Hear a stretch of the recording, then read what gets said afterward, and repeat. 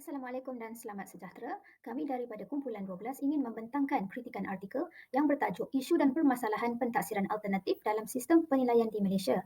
Ahli kumpulan kami terdiri daripada Nur Syazwani binti Sabarudin, Zulfah Adani Puteri binti Zaini, Siti Marzidah binti Muhammad Mohtar dan Nur Atikah binti Syamsuddin.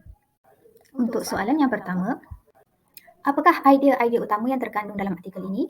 Nyatakan idea utama yang benar-benar menarik perhatian anda dan jelaskan.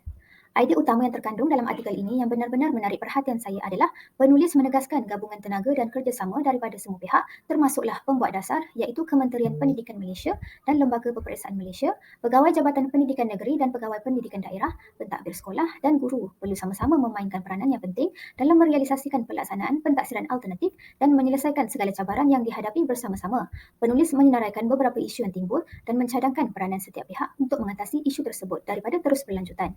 Bebanan yang dihadapi oleh guru daripada aspek kesediaan, pengetahuan pentaksiran, kemahiran dan peruntukan masa pengajaran sememangnya berat untuk dipikul. Justru, penulis membincangkan peranan-peranan lain dalam mengatasi masalah tersebut. Untuk soalan yang kedua, adakah terdapat sebarang idea baharu dalam artikel ini? Bolehkah informasi dalam artikel ini boleh digunakan secara praktikal? Jelaskan. Dalam artikel ini, penulis telah mencadangkan peranan pihak pentadbir sekolah untuk menjalankan kursus dalaman seperti in-house training sebagai perancangan untuk memantapkan profesionalisme keguruan. Malah, penulis juga mencadangkan agar pihak pentadbir menjalankan proses 4P, iaitu pementoran, pengesanan, pemantauan dan penyelarasan. Pengetahuan pentaksiran di kalangan guru adalah sangat penting dalam melaksanakan pentaksiran dengan lebih efektif dan berkesan. Masalah-masalah yang dihadapi oleh guru yang telah dinyatakan dalam artikel sepanjang pelaksanaan pentaksiran adalah berdasarkan kefahaman, kemahiran, latihan dan panduan yang diterima guru serta keupayaan guru untuk mentaksir daripada aspek bebanan tugas dan masa. Jadi dengan cadangan untuk melaksanakan kursus dalaman atau perkongsian oleh guru-guru yang telah didedahkan dengan kursus pentaksiran berasaskan sekolah ataupun PBS di peringkat daerah, negeri atau kebangsaan yang dilantik menjadi mentor akan membantu guru-guru meningkatkan pengetahuan dan kemahiran mereka untuk melaksanakan aktiviti pentaksiran. Seterusnya, kita beralih ke soalan yang ketiga. Soalan ketiga berbunyi seperti ini. Adakah anda bersetuju atau tidak bersetuju dengan segala intipati utama, perdebatan, perbincangan ataupun hujahan dalam artikel ini? Jawapannya adalah ya, saya bersetuju dengan intipati utama artikel ini. Ini kerana penulis cakna akan isu dan permasalahan yang berlaku di dalam sistem pentaksiran di Malaysia. Yang kedua, penulis mengupas secara mendalam tekangan yang dihadapi oleh guru dalam menjayakan sistem ini di peringkat sekolah. Dan yang ketiga, penulis turut memberi cadangan agar sistem ini ditambah baik demi memastikan ianya menjadi lebih berkesan. Dan yang keempat, penulis menegaskan bahawa sistem ini akan berjaya sekiranya semua pihak bergabung tenaga untuk melaksanakan dengan bersungguh-sungguh. Dan akhir sekali, penulis menekankan pentaksiran alternatif ini dapat dilaksanakan dengan lebih berjaya sekiranya semua guru mendapat kursus dan latihan yang mencukupi demi memastikan sistem pentaksiran ini berjalan dengan lancar di peringkat sekolah. Seterusnya kita beralih ke soalan nombor 4. Secara keseluruhannya, apakah penilaian anda tentang organisasi dan penyampaian idea dalam artikel ini? Nyatakan sama ada artikel ini mudah difahami, lancar dan konsisten. Jelaskan. Terdapat 4 poin bagi menjawab soalan nombor 4. Yang pertama, penyusunan dan penyampaian yang baik dan menarik.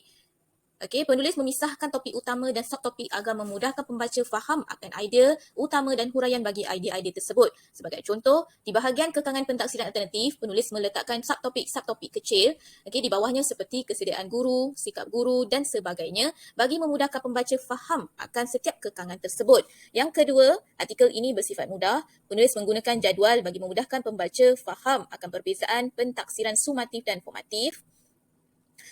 Yang ketiga, artikel ini bersifat lancar, susunan idea yang teratur dari awal hingga akhir artikel. Awalannya, penulis mengemukakan pengenalan bagi memberi gambaran dan definisi awal pentaksiran alternatif dan diakhiri dengan idea-idea bagi mengatasi isu-isu yang dinyatakan. Dan yang terakhir, yang keempat, artikel ini bersifat konsisten. Penulis fokus pada penilaian isu dalam ruangan isu serta fokus pada idea mengatasi cabaran tersebut dalam bahagian cadangan penyelesaian yang perlu dijalankan oleh pelbagai pihak. Seterusnya adalah soalan kelima. Bagi soalan 5, apakah cadangan anda untuk mengembangkan idea dalam artikel ini? Jelaskan.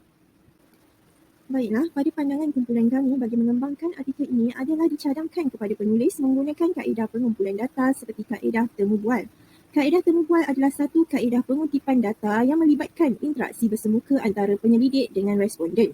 Temu bual juga adalah kaedah terbaik untuk mendapatkan maklumat daripada informan secara mendalam. Melalui kaedah ini, penulis boleh menggunakan guru sebagai bahan.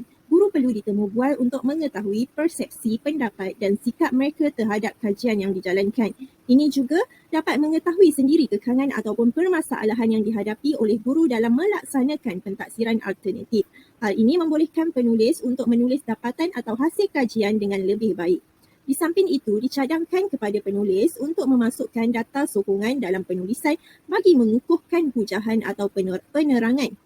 Ini boleh mengembangkan lagi idea mengenai pentaksiran alternatif. Dengan adanya data-data empirical yang ditunjukkan melalui kaedah temubual atau soal selidik, secara langsungnya pembaca akan melihat jelas statistik yang berlaku dalam isu tersebut.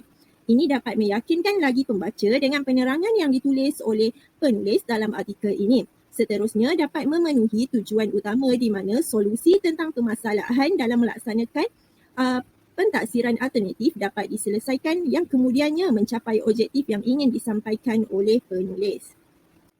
Itu sahaja daripada kumpulan kami. Sekian, terima kasih.